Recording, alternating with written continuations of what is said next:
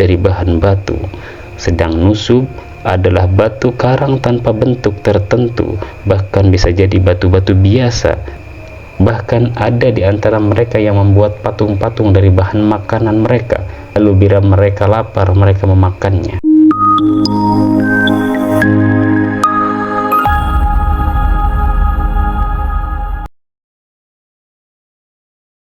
Assalamualaikum warahmatullahi wabarakatuh. Pemirsa yang dimuliakan Allah Subhanahu wa Ta'ala, berbicara tentang agama dan kepercayaan di Jazirah Arabia, yang pertama perlu digarisbawahi adalah isyarat Al-Quran tentang adanya nabi-nabi dan rasul-rasul Allah yang pernah diutus ke wilayah ini. Nabi Hud misalnya diutus Allah kepada kaum Ad yang bermukim di Al-Ahqaf, satu wilayah di Hadramaut, Yaman. Bahkan sebelum Nabi Hud, Allah telah mengutus nabi-nabi ke sana. Nabi Saleh juga diutus ke wilayah ini, yaitu kepada kaum Samud yang bermukim di Al-Hijr, satu wilayah antara Hijaz dan Tabuk. Begitu juga Nabi Syu'aib yang diutus ke Madian, satu wilayah yang berbatasan dengan Syam. Yang paling populer adalah Nabi Ismail, putra Nabi Ibrahim alaihissalam, yang bermukim di Mekah bersama ibunya Hajar setelah ditinggal oleh sang ayah di negeri yang gersang tanpa sumber air. Nabi Ibrahim datang menyampaikan ajaran tauhid dan disebarkan di tengah masyarakatnya, dan itu dilanjutkan oleh putra-putra beliau, antara lain Ismail dan Ishak. Masyarakat jahiliyah secara umum percaya kepada Allah sebagaimana yang diajarkan oleh Nabi Ibrahim alaihissalam, tetapi dari masa ke masa, sedikit demi sedikit ajaran itu bergeser dan luntur atau disalahpahami, sehingga kendati masyarakat Arab mengagungkan Nabi Ibrahim alaihissalam sebagai leluhur dan pembawa ajaran, namun inti ajaran beliau tereduksi. Memang mereka masih tetap mengakui wujud Allah dan bahwa Dia adalah pencipta alam raya, tetapi berbeda dengan yang diajarkan oleh Nabi Ibrahim alaihissalam dalam substansi dan dalam rinciannya. Mereka pada umumnya percaya kepada Allah, hanya saja mereka mempersekutukannya.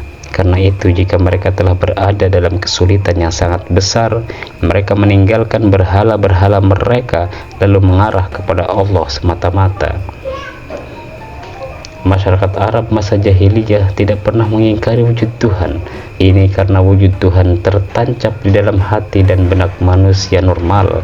Kalaupun satu ketika ada yang mengingkarinya, maka pada saatnya mereka akan kembali mengakuinya. Berbeda-beda pendapat tentang siapa yang pertama mengajak kepada penyembahan berhala. Mayoritas sejarawan menunjuk Amr bin Lu'ay al-Khuzai yang menyaksikan penyembahan berhala atau patung-patung ketika ia berkunjung ke Syam. Penduduk negeri itu Al-Amalik menyembah patung-patung, lalu dia meminta patung yang kemudian diletakkan di Ka'bah. Dari sinilah patung mulai disembah di sana. Langkah Amr bin Lu'ay itu diambilnya guna memperkuat posisinya sebagai pembaru di kalangan masyarakat setelah dia menyadari bahwa ajaran Nabi Ibrahim telah mulai memudar.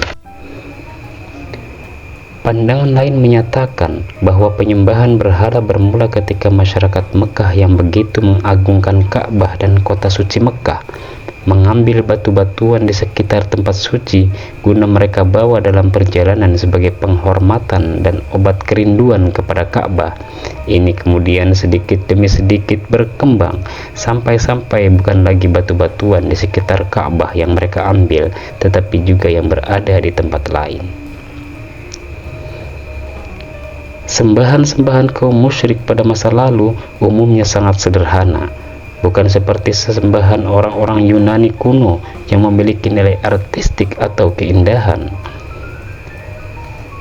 Ada berbagai istilah bagi sembahan-sembahan kaum musyrik selain Allah, yaitu sonam, wastan, dan nusub. Sonam biasa diterjemahkan patung, dan ini berbentuk manusia dan terbuat dari logam dan kayu.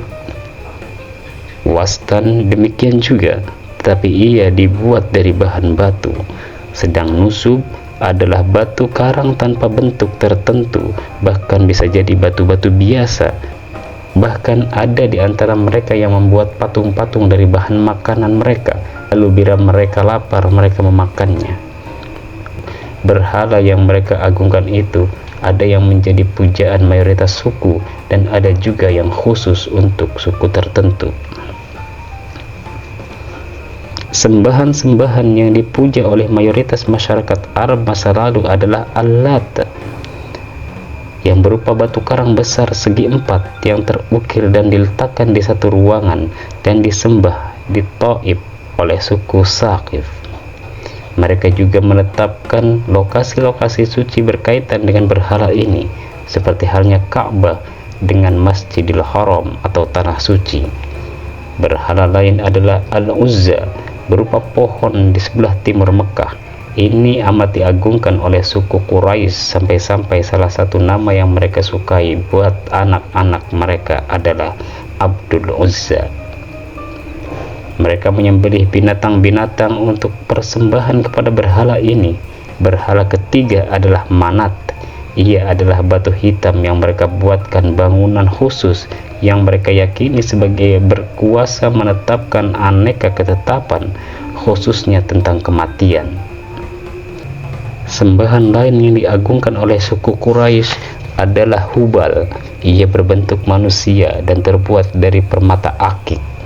Karena tangannya patah, maka berhala ini dibuatkan tangan dari emas dan diletakkan di dalam Ka'bah. Demikianlah dan masih banyak yang lain.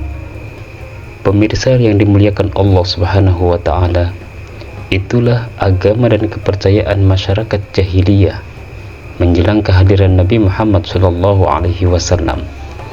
Bagikan jika Anda menyukai video ini, tinggalkan komentar terbaik Anda. Jangan lupa like dan subscribe channel Menara Islam. Terima kasih sudah menyimak video kami. Nantikan video kami berikutnya. Wassalamualaikum warahmatullahi wabarakatuh.